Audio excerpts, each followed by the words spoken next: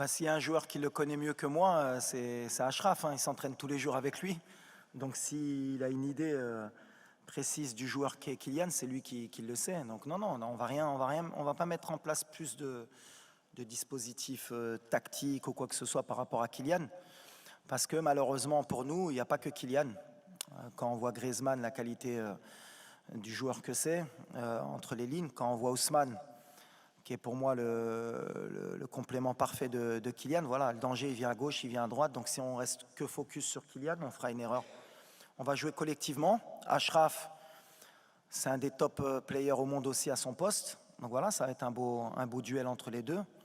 Ces deux champions, je pense qu'ils ne vont pas se faire de cadeaux. Donc voilà, c'est que nous, on ne se focalise pas que sur Kylian, on se focalise surtout sur l'équipe de France, sur les problèmes qu'on peut leur poser. Et puis après, à l'arrivée, forcément, les problèmes qu'on peut poser, il faudra annihiler un peu Kylian, mais pas que. Et Achraf, le concernant, j'ai aucune inquiétude qu'il sera à 200%, qu'il est surmotivé pour battre son copain. The key for us is the spirit, you know, is a team spirit. Now we play same of club, not of national team. Everybody work, everybody want to give our best in every game, and we play a collective game every time with a good spirit. And the spirit for me is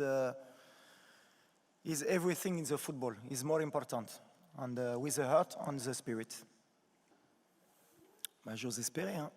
Quand tu arrives en demi-finale de Coupe du Monde, si tu n'as pas faim à ce moment-là, c'est faire une demi-finale de Coupe du Monde, c'est pas donné à tout le monde. Il y a la meilleure équipe de la compétition qui est déjà sortie, c'est le Brésil. Et ils ne vont pas avoir la demi-finale. Donc voilà, et ils le savent. On est une équipe ambitieuse, on a faim. Maintenant, est-ce que ça va suffire? Je pense que ça peut, avec l'état d'esprit. On est confiant, on a envie de réécrire l'histoire, on a envie de mettre l'Afrique sur le toit du monde. Et ça, c'est une des valeurs qui va être importante pour demain, parce qu'il faudra être fort pour nous sortir de la compétition, même si je sais que tous les pronostics sont contre nous. Mais nous, on a confiance. Alors peut-être qu'on est fou, mais c'est bien d'être fou. Mais nous, on a confiance, je le répète. Et on n'est pas fatigué, je le répète aussi. Donc si ça peut les embêter jusqu'à demain, parce qu'apparemment ça veut être rassurant à dire qu'ils vont être fatigués. Non, non, on ne va pas être fatigué. Depuis le début de la compétition, tout le monde dit qu'on va être fatigué, on ne va pas être fatigué. Tu ne peux pas être fatigué à une demi-finale de Coupe du Monde. Donc on a faim et on n'est pas fatigué. Well, for me, we have the best fan in the world, maybe with Argentine fans and Brazilian fans. I'm very happy because now the world begin to know what is a Moroccan fan. He's a crazy guy. He loves his country, he loves his club. He can travel anywhere to come to support your country. Maybe tomorrow you have more of 20,000 people minimum. He can come to support us. And I'm very happy because the World Cup can give this picture of the fans of Morocco. And tomorrow, sure, we play at home. And it's very important for us. Yes, and for me the same. I think all the Moroccan fans around the world, they come and support us, and it's a great honor and pride to play for these fans and make them proud. So I think it's really important for us that we go out there and perform and make these fans happy, because like the manager said, they are the best fans in the world. So we are out here to give our all and hopefully at the end be the best. Non, je rentre pas du tout dans ce contexte. Moi, je suis né en France, j'ai la double nationalité. C'est un honneur et un plaisir de rencontrer la France, mais c'est que du football. Donc voilà, moi je suis entraîneur de mon équipe nationale. On va jouer la meilleure équipe du monde, et ce qui m'importe, c'est pas de jouer contre la France ou l'Angleterre ou le Brésil, c'est de me qualifier. Maintenant, c'est sûr que ça va être particulier, surtout pour mes proches, pour ma famille, pour mes amis. Mais moi, en tout cas, en tant qu'entraîneur, c'est quelque chose qui me trouble pas et qui m'intéresse pas du tout. Je suis là en tant que qu'entraîneur de football. Et ce qui m'intéresse, c'est de gagner. Alors, on a la France, si ça avait été l'Angleterre, ça aurait été pareil. Mais ce qui m'intéresse surtout, c'est de jouer la meilleure équipe du monde. Pour un entraîneur, c'est toujours bien de pouvoir se tester et de voir à quel niveau on est arrivé avec notre équipe. Mais même pour les joueurs, c'est le message que je leur porte. On ne fait pas attention à savoir contre qui on joue. Alors, on avait joué la Belgique, on avait des binationaux aussi. Et le message, il est toujours le même. On joue pour le Maroc et on joue un match de football. Et ça doit être la fête. Et je pense que pour tous les binationaux franco-marocains, ça doit être une fête. Et quoi qu'il arrive, je pense qu'on fera la fête ensemble sur les champs, que ce soit si c'est le Maroc qui gagne ou la France. Parce que voilà, on vit ensemble et on est content d'être ensemble. C'est le plus important. Non, on va jouer comme on sait faire. Alors après, il y a la mode, c'est ce que j'ai dit, je vais le répéter. Puisque maintenant, on est en demi-finale, c'est bien, il y aura peut-être plus d'écho. Cette possession de balle, mais c'est extraordinaire. Comment même vous, les journalistes sportifs, ça vous fait rêver. 60-70% de possession de balle, tu as fait 2 tirs dans le match. Les XG, ça c'est la meilleure invention pour les coachs ou pour les joueurs. Les XG. On aurait pu gagner parce qu'on a eu 4 de XG. Mais tu as un attaquant en bois qui a loupé 4 occasions. Et tu as donné 4 XG pour rien. Nous, on est là pour gagner. On n'est pas la possession, si on peut l'avoir, on va la prendre. S'ils ne nous la laissent pas, on va leur laisser. Mais on va se battre avec nos moyens pour gagner. Et je pense que il y a un sélectionneur en face de moi qui est le meilleur au monde pour moi et il a très bien compris ça depuis longtemps. Et il gagne comme ça aussi. Donc voilà, nous, on est là pour gagner. Alors après, parler de est-ce que vous allez avoir la possession? S'ils nous la laissent, on va la prendre. Je ne pense pas qu'ils vont nous la laisser. Et s'ils ne nous la laissent pas, il faut qu'on sache comment faire, comme on a fait les matchs d'avant, pour les empêcher de tirer le plus de fois au but et qu'ils aient le moins de XG possible pour nous battre. C'est le truc. Mais on y va pour faire un coup et pour gagner. Mais la possession... Alors, je vais demander à Infantino, s'il peut donner 1 point ou 3 points à partir du moment où on peut avoir 60% de possession, ça va changer beaucoup dans les championnats. Parce qu'à part City, qui est à chaque fois à 70 de possession, mais la possession, je suis passé par là, moi, la possession. C'était mon rêve, moi. Guardiola, à un moment donné, m'a rendu fou, lui aussi. Ah ouais, tiki-taka, la possession. Ah ouais. C'est sûr que quand tu as De Bruyne, quand tu as Bernardo Silva, quand tu as XY, la possession, c'est bien. Gagner. Moi, ce qui m'importe aujourd'hui, c'est que l'Afrique aujourd'hui, parce qu'il y en a beaucoup, et notamment les journalistes européens qui ont critiqué un peu notre jeu, moi, je pense que ça les embête aujourd'hui de voir une équipe africaine jouer un peu comme les équipes européennes qui ont compris. Alors, je sais que ça fait plaisir de temps en temps. Ils étaient sympas, ces Africains. Il y avait un peu de danse, ça jouait bien, ils nous ont fait plaisir. Bouffal l'a mis 2 petits ponts, c'est magnifique. Mais il rentre à la maison. Non, c'est fini. On est passé à autre chose. On a envie de gagner. On a envie de gagner pour l'Afrique, on a envie de gagner pour les pays qui sont en voie de développement, qui dans le football, pour qu'ils apprennent qu'aujourd'hui on peut gagner avec un minimum, parce que c'est le football. Il n'y a pas qu'une manière de jouer. Et je prends exemple sur la France. Parce que c'est bien beau, mais moi 2018, ils m'ont fait rêver la France, comment ils ont joué. Ils ont tout compris. Ils ont explosé tout le monde.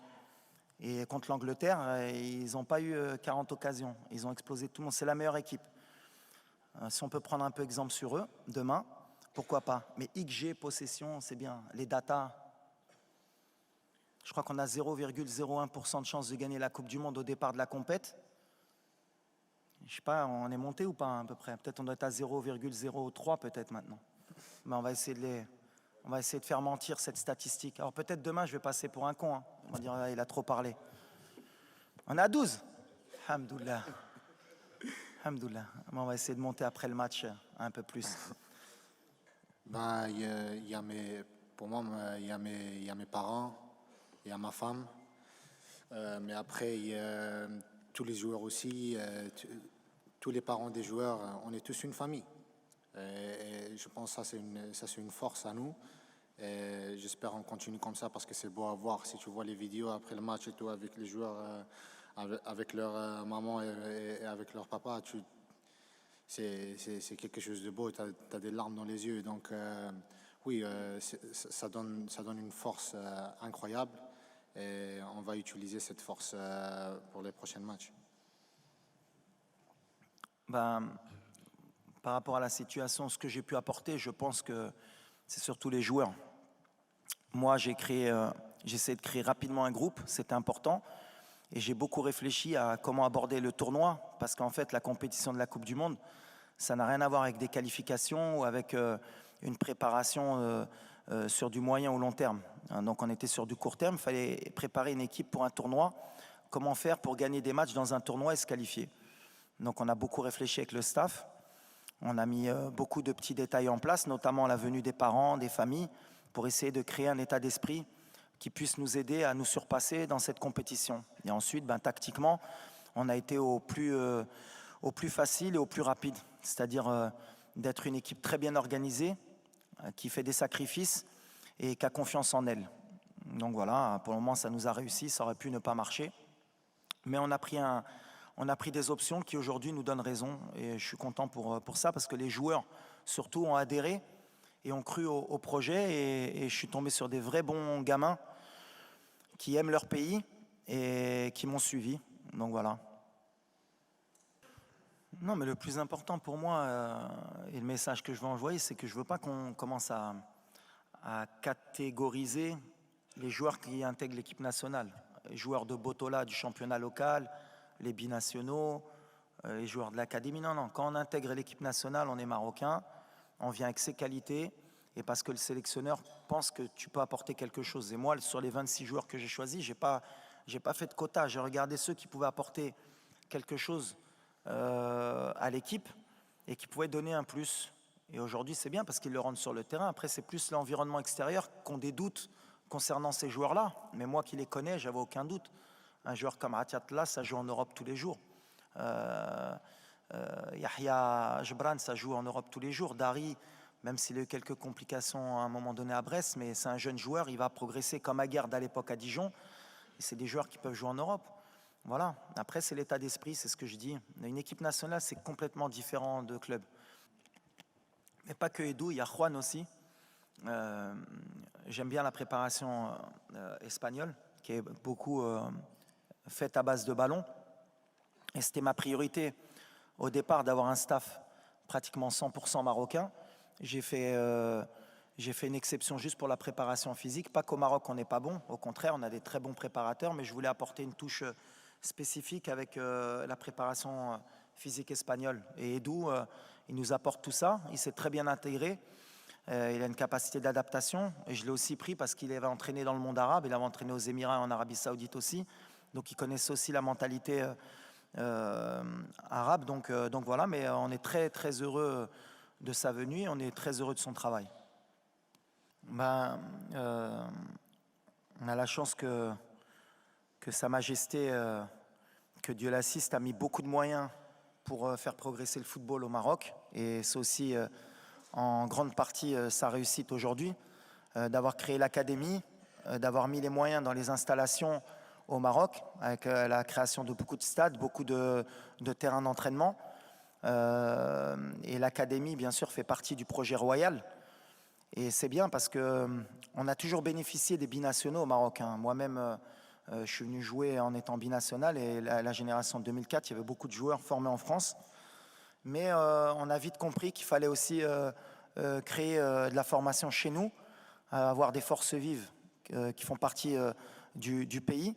Et avec l'arrivée de joueurs comme El Nasseri, Tegnauti, Ounahi, Aguerd, d'autres joueurs comme Banoun, Dari, qui sont des produits locaux, on va dire, c'est bien. Ça veut dire que l'Afrique et le Maroc progressent dans ce sens-là. Et ils ont enfin compris qu'il fallait se prendre en main.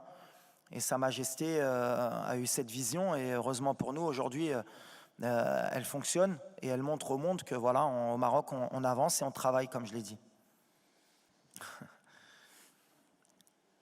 Alors, merci, mais nous, on est concentrés sur la demi-finale.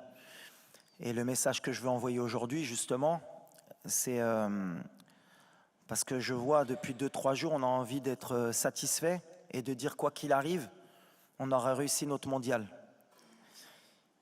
Et je veux changer ça. Alors vous allez me prendre pour un fou, mais non, c'est pas comme ça qu'il faut qu'on pense. On va aller en finale, on veut gagner la Coupe du Monde. Et c'est pas des paroles en l'air. On n'est pas là pour être content juste d'avoir mis l'Afrique en demi-finale de la Coupe du Monde. Il faut qu'on aille plus loin. Peut-être qu'on n'aura plus cette occasion. Donc pour ça, les joueurs, ils sont prêts à tout. Le staff est prêt à tout pour créer la surprise demain, comme on l'a fait contre la Belgique, la Croatie, l'Espagne, le Portugal. Alors on tombe sur la meilleure équipe du monde, mais peu importe, aujourd'hui on est vraiment concentré et on a une énergie qui va être extraordinaire, qui va nous pousser demain pour rééquilibrer un peu les débats. C'est comme un match de coupe. Voilà, quand il y a l'envie, quand il y a la ferveur, quand il y a le public, je pense qu'on est capable. Me concernant, moi sur mon avenir, je suis marocain, je suis concentré sur mon équipe nationale et j'aime mon pays. Voilà, c'est le plus important. Non, écoute, ouais, j'ai grandi à Corbeil, dans les quartiers populaires. Après, j'ai pas envie d'en faire une histoire, le jeune de banlieue qui réussit, il est parti d'en bas, c'est magnifique l'histoire. J'ai vu, il y a plein qui sont partis dans mon quartier où j'ai grandi il y a 30 ou 40 ans pour faire des storyboarding de regarder, on peut réussir. C'est un truc comme pour... j'ai envie de changer les mentalités. Compétences, qu'on vient de banlieue, qu'on vient de Saint-Germain-en-Laye, t'es bon. Alors oui, je viens des quartiers, c'était un peu plus difficile pour nous, on le sait, il faut se battre 2 fois, 3 fois plus, mais ce n'est pas un frein pour moi et ce n'est pas un critère pour me plaindre. Je suis là où je suis aujourd'hui et je suis concentré pour faire une demi-finale. Si ça m'aide, oui, forcément. Parce que d'où on vient, on a 2 fois plus faim et comme on s'est battu 2 fois plus, et bien forcément c'est peut-être plus facile à passer ce message-là. Mais ce n'est pas une raison ou une excuse valable pour essayer de créer des histoires. Je suis là avec mes compétences, j'ai passé mes diplômes, j'ai fait 10 ans d'entraîneur avant de prendre la sélection. Je travaille au quotidien, j'essaye d'avoir les meilleurs résultats possibles et j'essaye de montrer le bon exemple. Et si en plus mon parcours, ça peut permettre de faire rêver quelques gamins, que ce soit en banlieue, que ce soit en France ou en Europe, partout dans le monde, mais surtout en Afrique, eh ben, tant mieux. C'est l'objectif aussi, attention, je mens pas. Mais aujourd'hui, je suis en mission. Il est là, le petit, hein? On est en mission ou pas? Pas là pour rigoler, pas de fatigue, je le répète, pour ceux qui pensent, on n'est pas fatigué. Demain, on va courir. On a envie de rentrer dans l'histoire. Pour le Maroc, pour l'Afrique, pour le Maghreb aussi, pour nos frères aussi, Algériens, Tunisiens, Égyptiens, Libyens, pour l'Afrique subsaharienne, pour tous ceux qui ont rêvé un jour de voir l'Afrique en demi-finale ou en finale de Coupe du Monde. On a l'opportunité là, il ne faut pas la gâcher. Moi, c'est surtout ça que je me rends compte. Je n'ai pas envie qu'on attende 40 ans après pour qu'une équipe africaine ait la chance et qu'il y ait la même conférence de presse dans 40 ans et qu'on dise vous pouvez passer. Non, on a l'opportunité demain de rentrer dans l'histoire, de ramener une équipe africaine en finale de Coupe du Monde. Et comme je suis quelqu'un d'un peu fou et que je suis un peu tout ce qui se disait même avant la Coupe du Monde. On a été beaucoup critiqué, les pays africains. Il y a beaucoup aussi de commentateurs sportifs qui disaient oui, mais l'Afrique, avoir 5, c'est déjà bien et ils ne sont pas assez bons. Ben, il y a des moments où il faut marquer le territoire et dire non, on est là. On est là et aujourd'hui, on a l'opportunité. Alors, on tombe la France, c'est la meilleure équipe du monde. Ça va jouer sur des détails, mais on va essayer de le faire. On va essayer de le faire, Inch'Allah. Non, après chacun a son avis sur le football. Après, vous c'est normal, vous faites aussi votre métier, nous on fait le nôtre. Pourquoi c'est beau le football? Parce que justement, à chaque fin de match ou un avant-match, chacun a son avis. Chacun lit le film comme il a envie de le lire, avec son idée du football. Et voilà, on gagne de plusieurs manières, on perd de plusieurs manières. Il y a des forces en présence, il y a des équipes qui sont moins bonnes, il y en a qui sont plus fortes, et à l'arrivée, des fois, c'est les moins fortes qui gagnent, et il faut essayer de justifier le pourquoi du comment. C'est le football, c'est pour ça qu'on aime ce sport, c'est pour ça que c'est le sport le plus populaire, et que c'est le sport qui peut permettre peut-être d'avoir des milliards de personnes dans le monde qui suivent un match de foot, et c'est pour ça que c'est magnifique. Alors après, voilà, on peut parler football des heures, on peut ne pas se mettre d'accord aussi pendant un certain temps, mais moi, l'idée que j'ai du football, c'est que déjà, c'est une manière de rassembler les gens, c'est une manière de faire passer des messages et positifs à chaque fois. C'est comme ça qu'il faut le voir. Moi, je pense que ça va être une fête en France demain. Ça va être extraordinaire. L'équipe de France en demi-finale encore de la Coupe du Monde alors qu'ils ont gagné la dernière Coupe du Monde. Le Maroc, des Marocains qui ont grandi en France. Il va y avoir des Africains qui vont être... Mais à la fin, ça doit être une fête. On doit vivre le football comme une fête. Et ça reste que du football. Demain, quoi qu'il arrive, qu'on gagne ou qu'on perde, c'est qu'un match de football et ça doit justement nous permettre demain de faire la fête ensemble. C'est pour ça que des fois, quand il y a des débordements, comme ça s'est passé en Belgique, je ne suis pas du tout d'accord. Ça ne doit pas avoir lieu. Le football, c'est la fête pour moi. Et demain, ça va être la fête sur le terrain, j'en suis sûr, puisqu'on se connaît.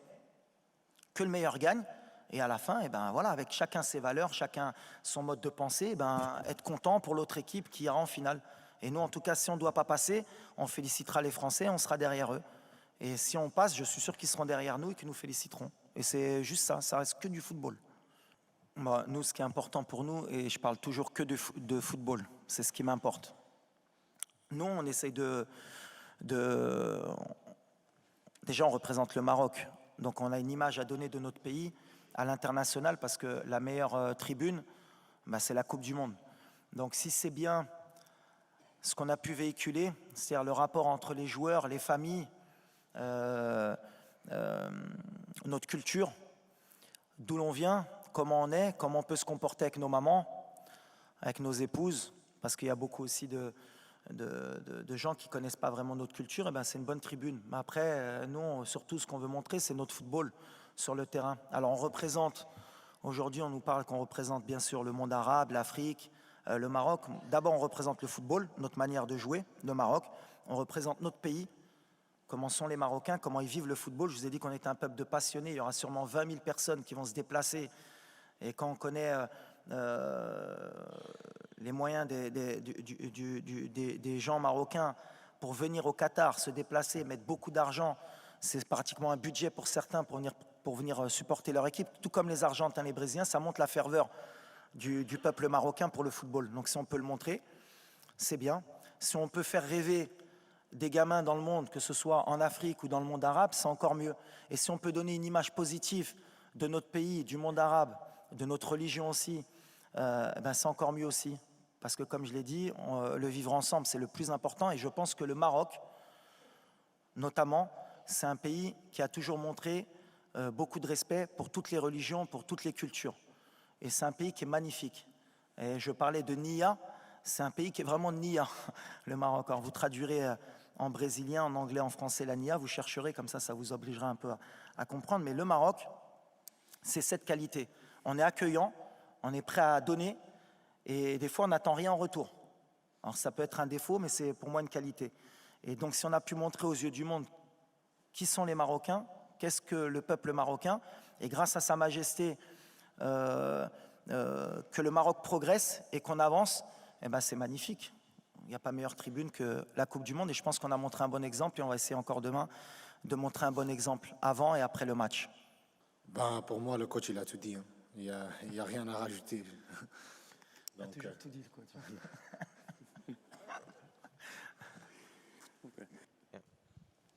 Well, first of all, I think you can see what he did with the players. He created an environment that was really like a family, and I think, in my humble opinion, I think he's the best coach in this tournament. Although people will say he's very young or not experienced, but I don't think we as players we really care about that. I think he is the best possible man to take us as far as possible. And it's not only about football, it's also in life. I think he teaches a lot of things outside of football in life with our wives, with our parents, religion, whatever. Whenever you have a problem, you can go to him, and he will be your dad, your big brother in that moment, outside of being a coach. So I think he's the best man at the moment, and we all wish him the best because he truly deserves the best. Well, of course, when we play a World Cup, everybody in the world see your game. You have some player, he play not in the small team because I don't like that, but maybe they serve best team of his club, and this good tribune, on dit? Tribune? Yeah. Tribune for us to show his quality. But now everybody is focused for this World Cup. He want to make history, and after, you know, the player, he have his manager, he have his journalists, for he make them a publicity, and he change the club. But now everybody is focused with Morocco, and that is important for me and for the country. Me as a little boy, I could have never ever dreamt of something like this. I know every single player wants to play. There's not one football player in the world that doesn't want to play football, and of course, sitting on the bench is not a nice thing. But if you see what we have created as a team, you can see that no one really cares, as long as the job is done at the end of the day. So when the manager gives me a chance, I will be ready and I will give 100% for him, for my teammates and for my country.